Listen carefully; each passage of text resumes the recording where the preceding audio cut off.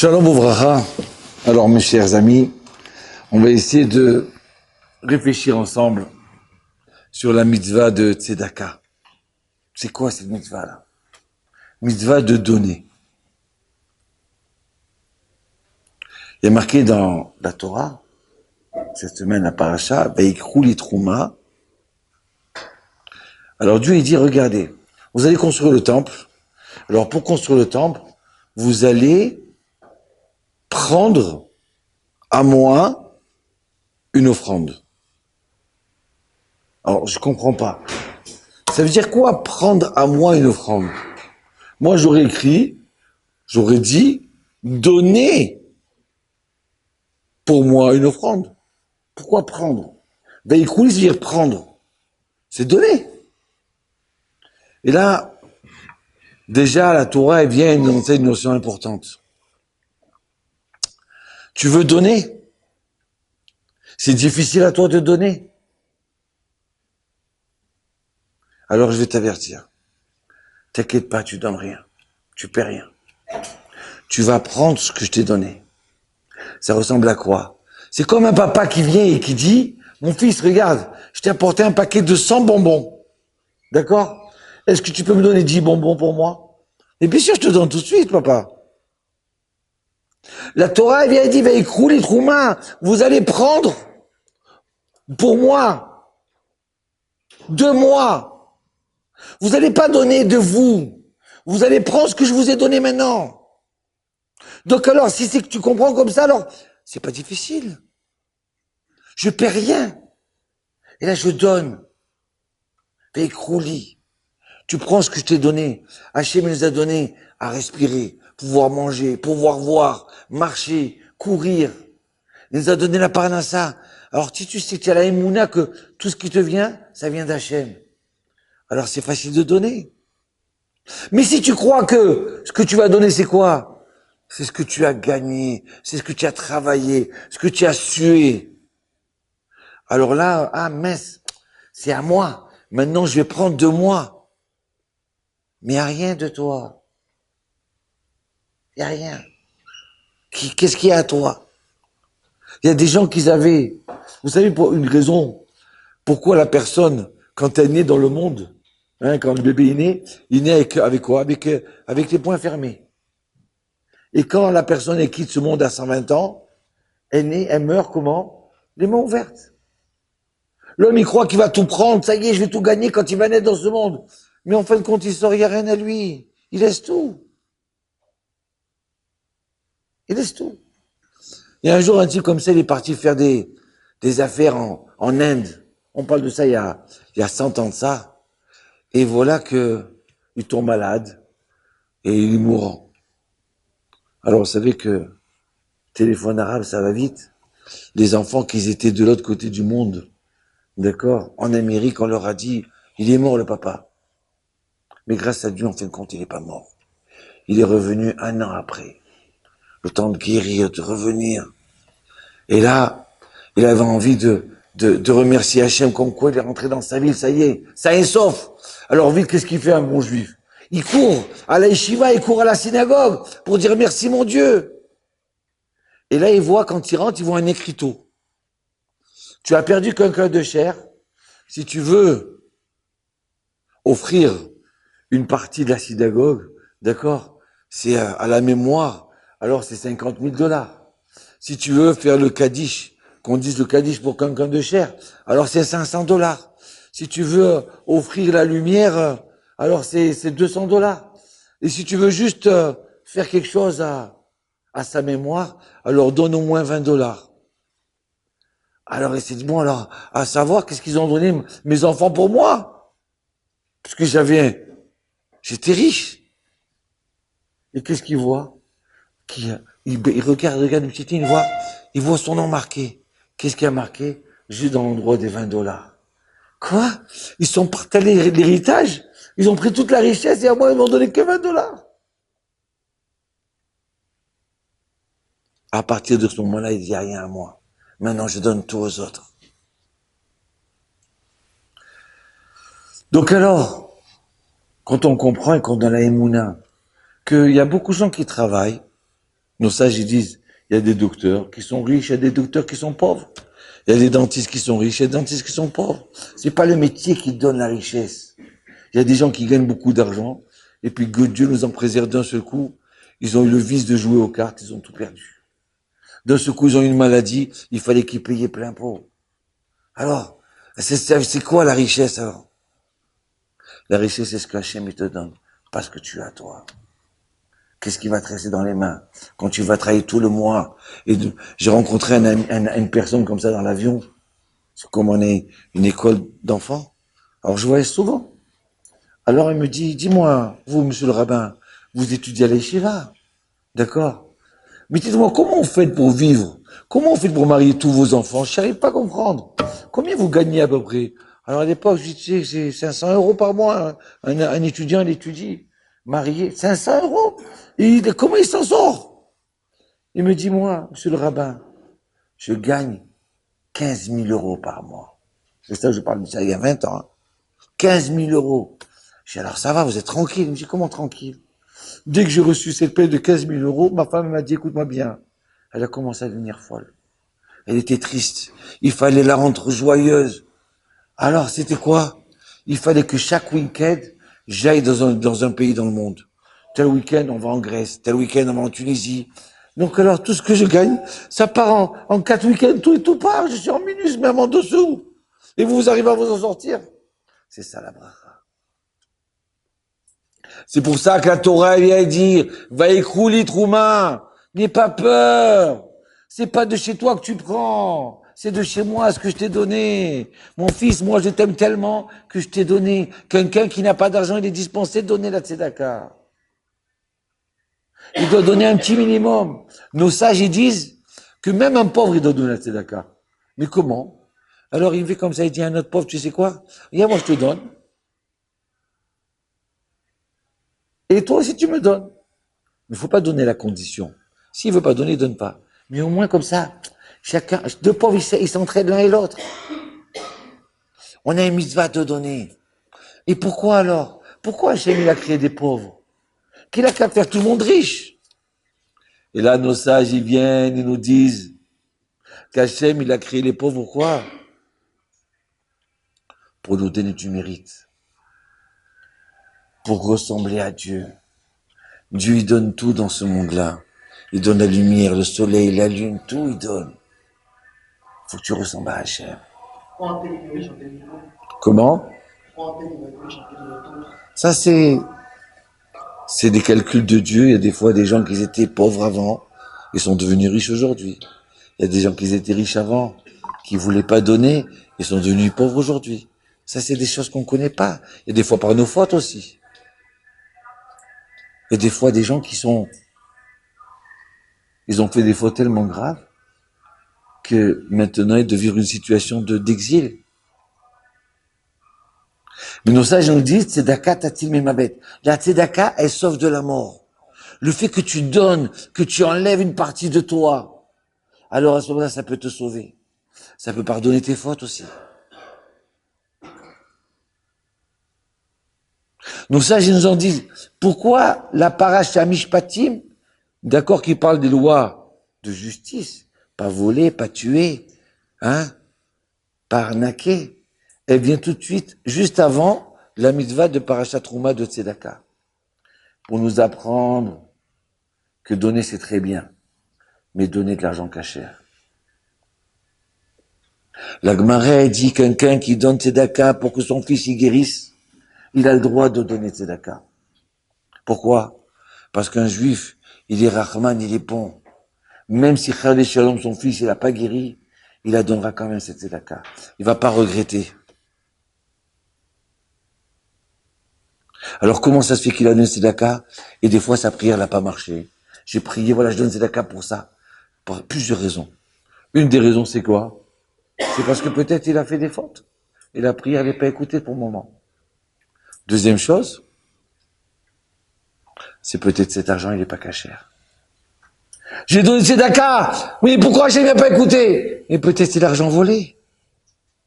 Qu'est-ce que tu crois que tu peux tout racheter? Tu peux racheter des hommes comme ça.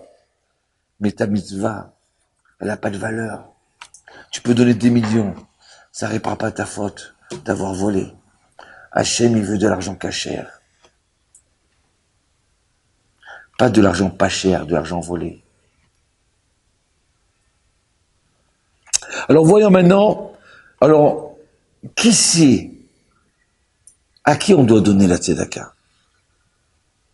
Alors regardez le passage dans Dvarim, paragraphe 15, versets 7 et 8, il dit comme ça. Mechad achicha, quand un de tes frères, de tes portes, de ta ville ou de ton pays, que Dieu t'a donné, ne ferme pas ta main.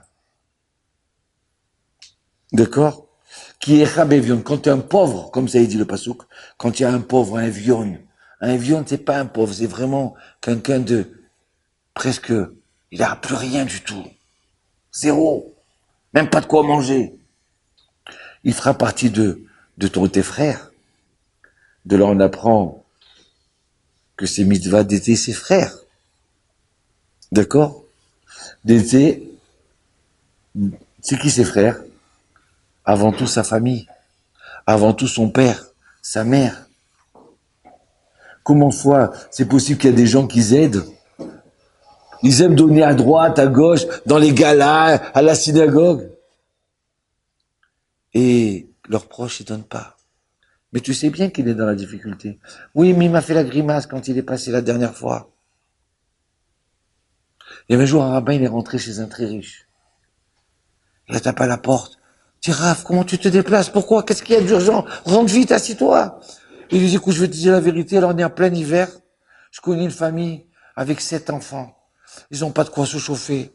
Ils sont très froids. Oui, ils n'ont pas d'habits, ils n'ont rien. Il me dit, Raph, si c'est pour ça, tu m'auras envoyé ton chamache. Pourquoi tu te déplaces, toi?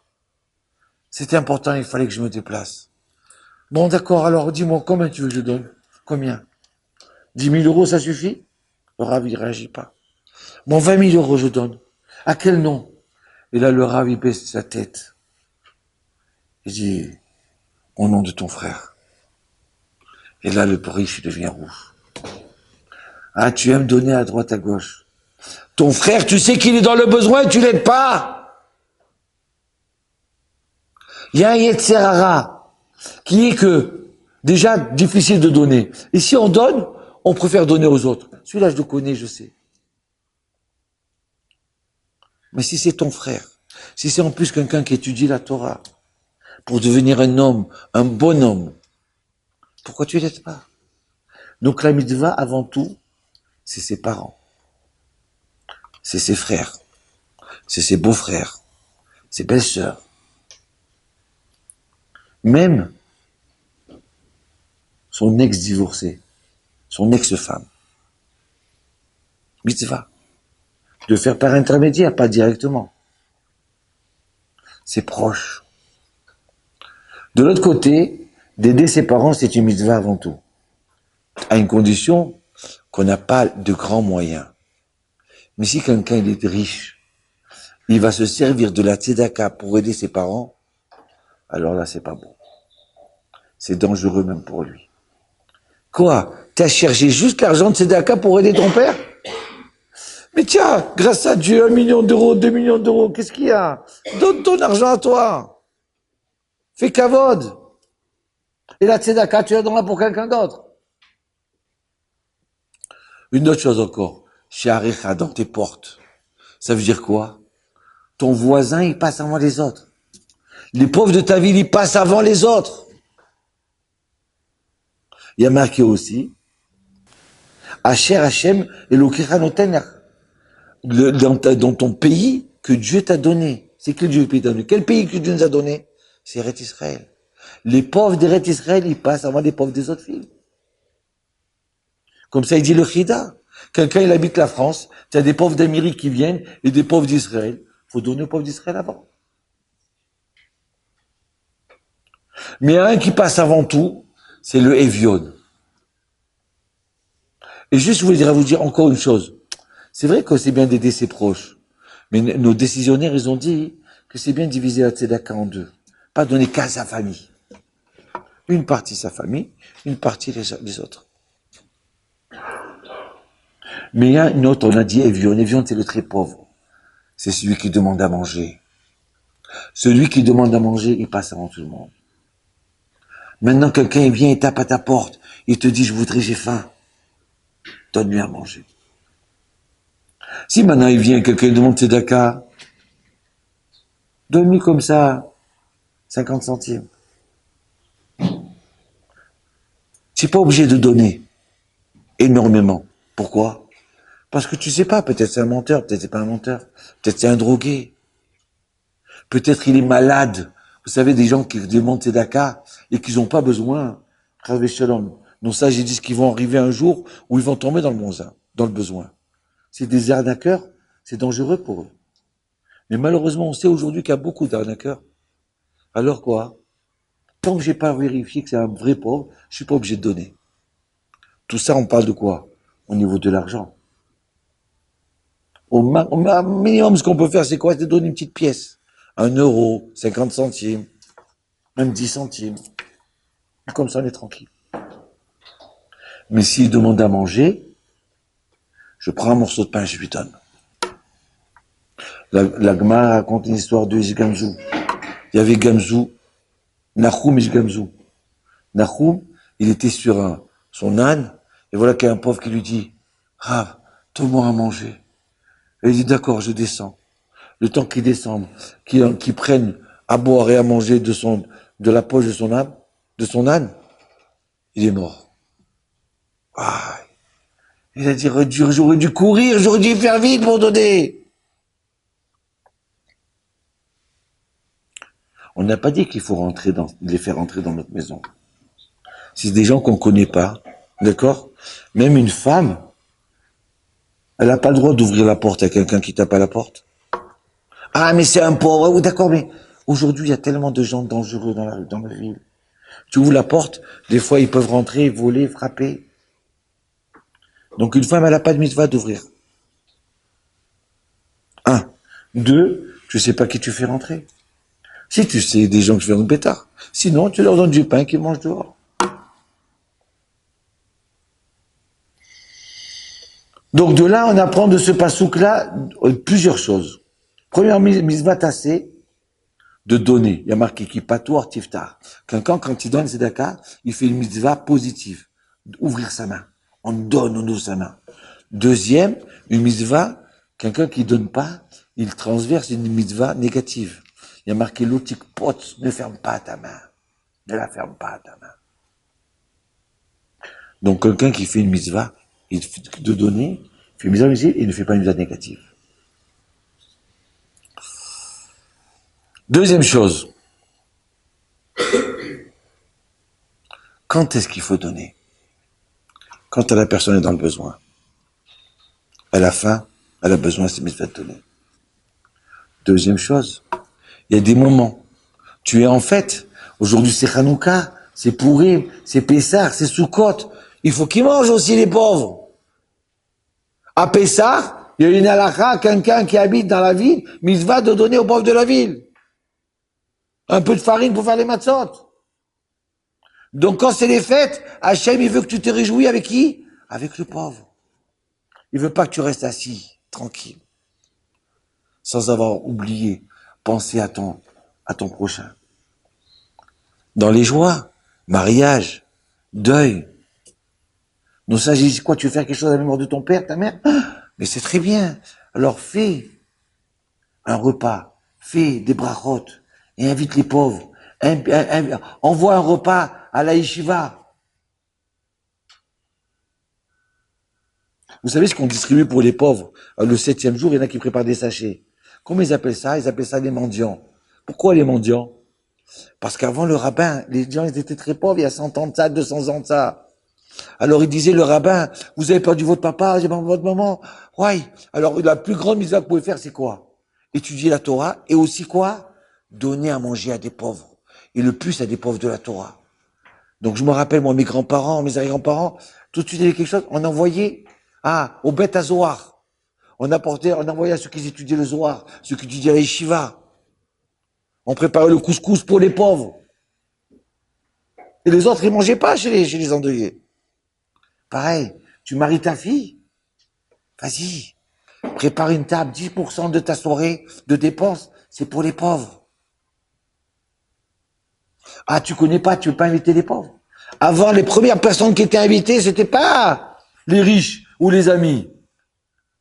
On invitait les pauvres, pourquoi? Tu veux que le mariage y réussisse? Tu veux que ton fils il grandisse bien dans la bar mitzvah? Les premiers que tu invites, c'est les pauvres à ta table. Combien on a vu de rabbinim? Le Rav Kook, quand il a marié son fils, on le cherchait le soir du mariage, on trouvait pas. En fin de compte, on s'est aperçu que quoi? Il était assis avec les pauvres. Avant, il n'y avait pas des grandes salles. Donc, c'était des petites salles. Donc, lui, il était dans la salle des pauvres, il était avec eux. En train de chanter, en train de danser, en train de manger. C'est le premier qu'ils vont inviter. Pourquoi? Parce qu'ils vont t'apporter le plus beau cadeau. Ils vont t'apporter le bonheur de la réussite de tes enfants, du mariage. On a besoin de mazal. On a besoin de chance. Invite-les en premier. Hein, aujourd'hui, on ne sait plus qui est pauvre. On ne sait plus, d'accord. Alors, il y a des associations. Il y a dans les yeshivotes des gens qui n'ont pas de quoi manger. Alors, donne au rabbin là-bas. Et lui s'occupera pour la réussite du mariage. Alors, on a dit quand? D'accord. On a dit qui?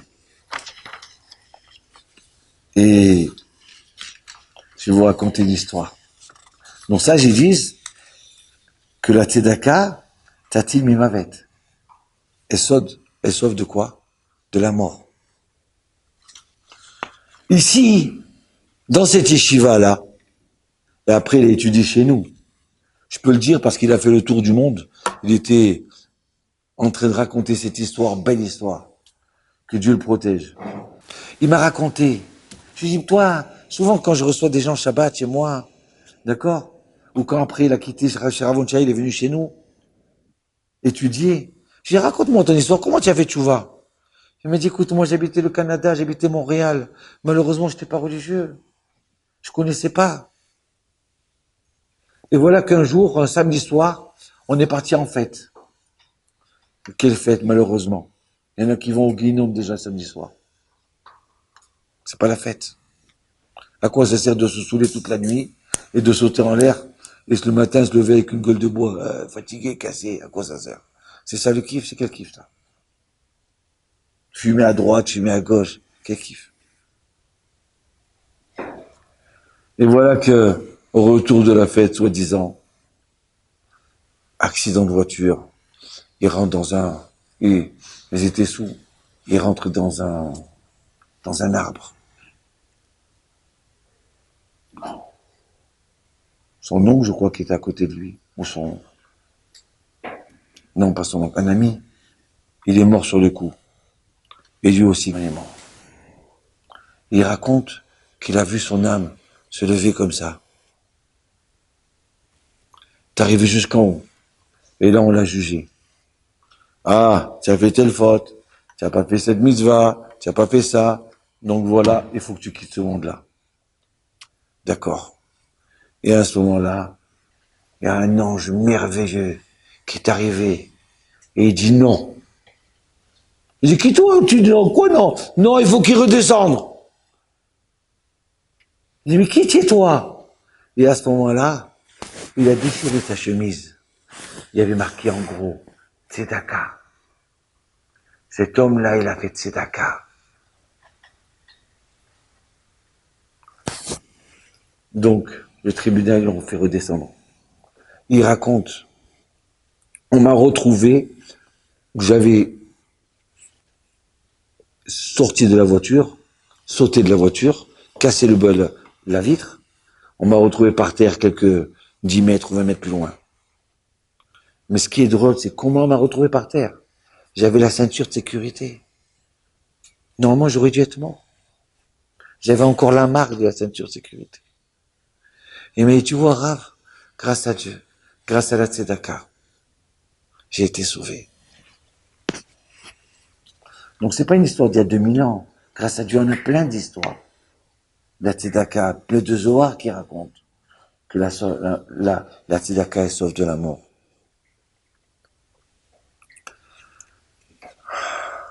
La tzedaka, des fois, il y a quelqu'un qui n'a pas trouvé, il a perdu quelque chose, donne tzedaka, et tu dis, voilà, par cette tzedaka, Hachem, fais en sorte que je retrouve ce que j'ai perdu. Tzedaka, pour un zivoug, pour se marier, ou pour avoir des enfants. Juste avant la fin, je vous raconterai une histoire sur ça, mais je voudrais juste parler, il y a comment on donne la tzedaka. La tzedaka, il y a plusieurs niveaux de tzedaka. Premier niveau, c'est on donne alors qu'on n'a pas envie de donner. On donne à contre-cœur. C'est la mitzvah, tiens. C'est la plus dure, celle-là. D'accord? La deuxième niveau, d'accord, il y a 8 niveaux. C'est la donner. On l'a fait, on la donne. Pourquoi contre-cœur? Donne-la bien. Avec un beau visage. Un autre niveau, c'est que tu sais pas à qui t'as donné. Un autre niveau, tu sais pas. Lui, il sait pas. C'est-à-dire que toi, tu sais pas à qui tu as donné, d'accord? Et un autre niveau aussi, c'est que lui, il sait pas de qui il reçoit. Ça veut dire quoi? Moi, je m'appelle Yitzhak. Je connais un pauvre qui s'appelle Yosef, d'accord? Je lui donne, il me connaît, il m'a vu. Il a honte. Demain, il va me voir dans la rue, il va avoir honte. Mais quand je vais donner à un pauvre, à qui il sait pas que c'est moi qui ai donné, j'ai demandé à un autre ami qui donne de ma part. On va donner à quelqu'un que tu connais. Donc je sais pas. Ce pauvre-là, quand il va s'asseoir à la synagogue, et que à un moment, je vais lui prendre son sidour sans faire exprès, le riche, il pourra rien dire. Pourquoi? J'ai pas honte, je me suis à côté de lui. Comment tu sais que je t'ai donné tzedaka, tu sais? Le type, il sait pas qui l'a donné. Et l'autre mitzvah, c'est quoi? C'est on sait même pas qui c'est qui a donné et qui c'est qui a reçu. Donc ça, ils disent que quelqu'un, quand il donne tzedaka, et qui dit, ah, tu sais quoi?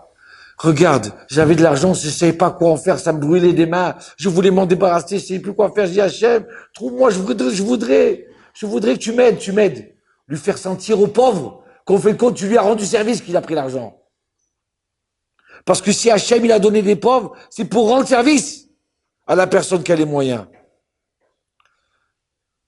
Plus le riche, il a besoin du pauvre que le pauvre du riche. On ne sait pas qui c'est qui fait vivre l'autre. Il y avait un jour vous savez, à l'époque,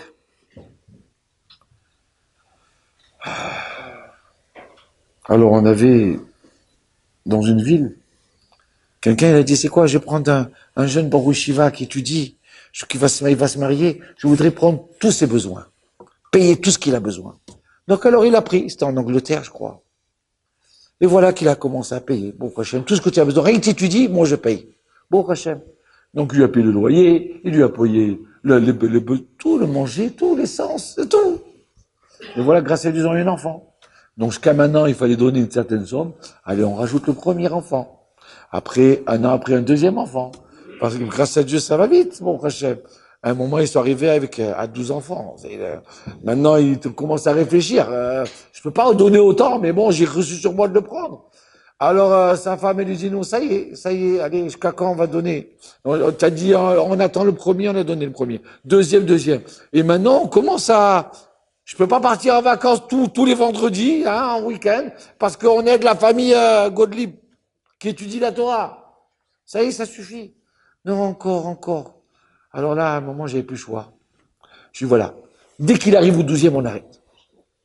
Voilà, tu m'as promis que dès qu'il arrive au 12e, on arrête.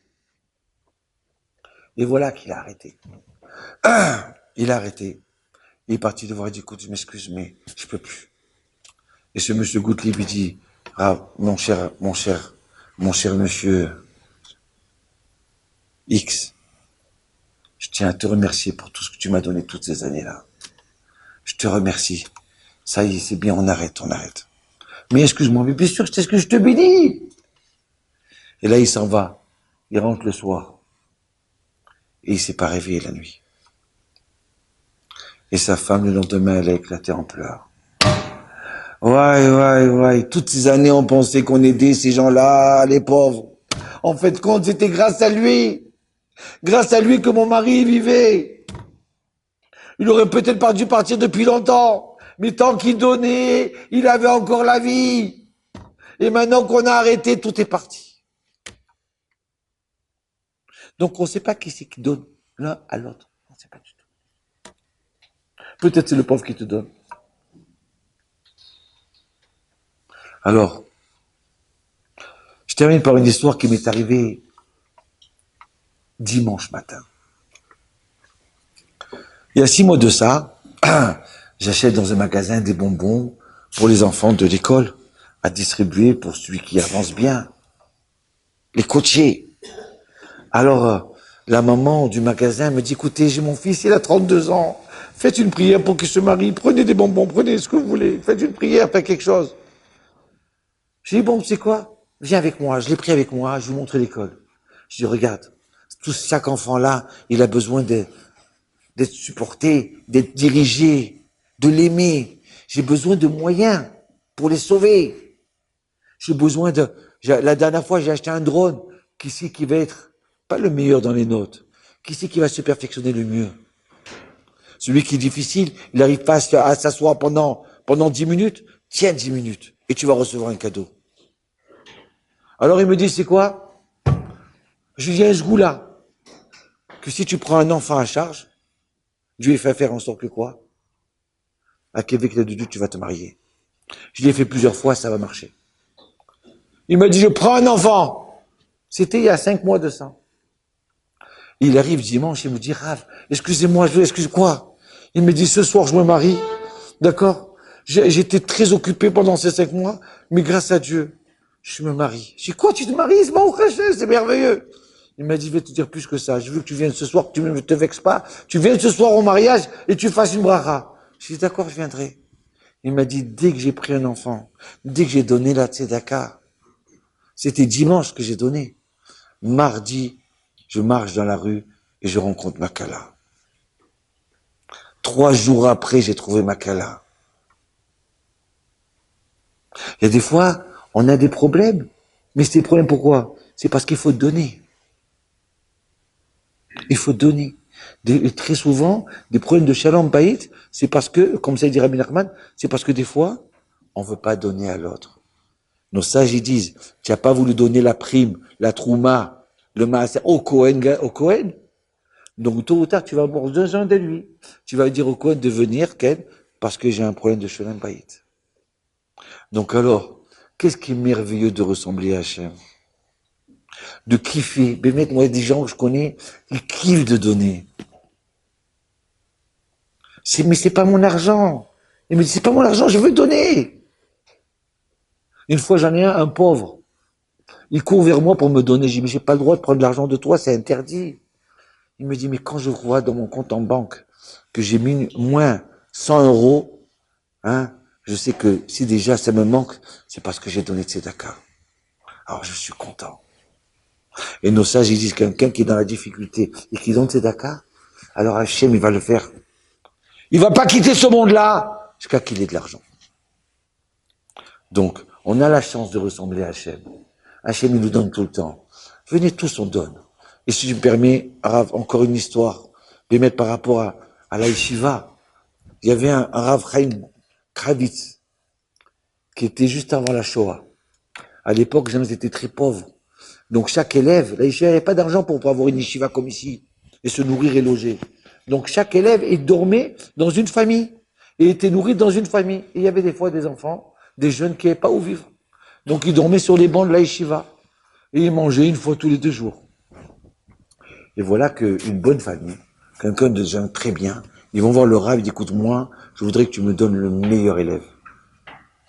Dis-moi qui, je voudrais donner à quelqu'un, faire kiffer quelqu'un chez moi. Alors il dit, ah tiens, prends celui-là. Il va là-bas. Il dort, il mange, rassasié, c'est l'hiver, un froid énorme. Et voilà qu'arrive un nouveau à la yeshiva. Ce nouveau qui vient étudier, il voit pas. Le lendemain, il sort. Ce Ce Yosef, là, ce tzaddik qui dormait chez ce riche, là, il rentre le matin à l'Yeshiva pour étudier, et il voit cet étudiant non-voyant en train de trembler sur un banc. Il n'a pas dormi. Mais tu sais quoi? Je peux pas laisser comme ça tout l'hiver. Il voit pas. Comment il va faire? Quel truc? Mais de l'autre côté, moi, je pourrais pas passer un an comme ça ici. Je pourrais pas, c'est trop dur. Tout l'hiver. Quoi? À cause de ça, je peux pas pouvoir étudier, à cause de ça. C'est trop dur. Mais d'un côté, lui, etc., il a attaqué, oui, non. Et après, il sait quoi? Il est parti le voir, il dit, viens avec moi. Il est parti voir le riche, il dit, excusez-moi, mais je peux plus venir, mais j'ai quelqu'un qui me remplace. Il lui a donné sa place. Tout l'hiver, il a mangé des fois un jour sur 3, un repas sur 3 jours. C'était un morceau de pain. Il a passé l'hiver dans le froid. Et voilà qu'un jour, les nazis rentrent. Et ils appellent des gens. Et chaque fois qu'ils appellent quelqu'un, c'est pour le tirer dessus et le tuer. Et chacun attend son nom. Chacun est pris. Et voilà qu'à un moment, il entend son nom. Chaim, grâce verte, ou grâce vie, je ne sais pas comment on dit non. Et là, il se lève. Et il marche. Et il sait qu'il va mourir. Il dit à Hachem Yitbarach, j'ai toujours étudié, grâce à Dieu, je t'ai rien demandé de ma vie. Mais est-ce que tu sais, l'année que j'ai passée il y a quelque temps de ça, combien j'ai souffert? Combien j'ai pas mangé? Combien j'avais froid? Parce que j'ai laissé ma place à un étudiant qui était non-voyant. Lui, il est parti dormir au chaud. Il a mangé au chaud. Je te demande, pour cette mitzvah-là, donne-moi la vie. Et à ce moment-là, le nazi va pour tirer sur lui. Et à la dernière seconde, il lève son fusil et tire en l'air. L'autre, ce Rahim, il ouvre les yeux. Il dit, écoute-moi bien. Je sais pas pourquoi, mais tu me plais. Alors sauve-toi vite d'ici. Et il est parti. Grâce à Dieu, avec sa sagesse, il est devenu un des grands rabbins d'Anvers. Il est mort il y a quelques années de ça. Rav Chaim Kravert. Grâce à la tzedaka. La tzedaka, c'est pas que de l'argent. Si on peut faire Gmilut Rasadim avec son corps, avec son sourire, avec son temps, le fait de choisir d'étudier avec un élève. Il y a un nouveau qui arrive, viens, t'assieds-toi, viens. Mais ça, c'est comme si tu reçois un invité chez toi à la maison. Il était tout honteux, il savait pas comment s'asseoir, où on va s'asseoir. Où on va s'asseoir? Qui c'est qui va me dire bonjour? Ah non, mais viens, on t'attend. Ouais, c'est quelqu'un qui s'intéresse à moi. Mais c'est merveilleux. Quelqu'un qui dit, c'est quoi? C'est pas grave, ils se disent pour le lit dans la chambre. Moi, je vais prendre sur le matelas bidon, je vais dormir sur le matelas bidon. Et toi, prends ce lit, prends. C'est la tzedaka aussi, ça! Vous savez, quand je suis rentré la première fois chez le Rav Yosef étudier, vous voyez un petit Français qui arrive comme ça, là. J'étais tout honteux.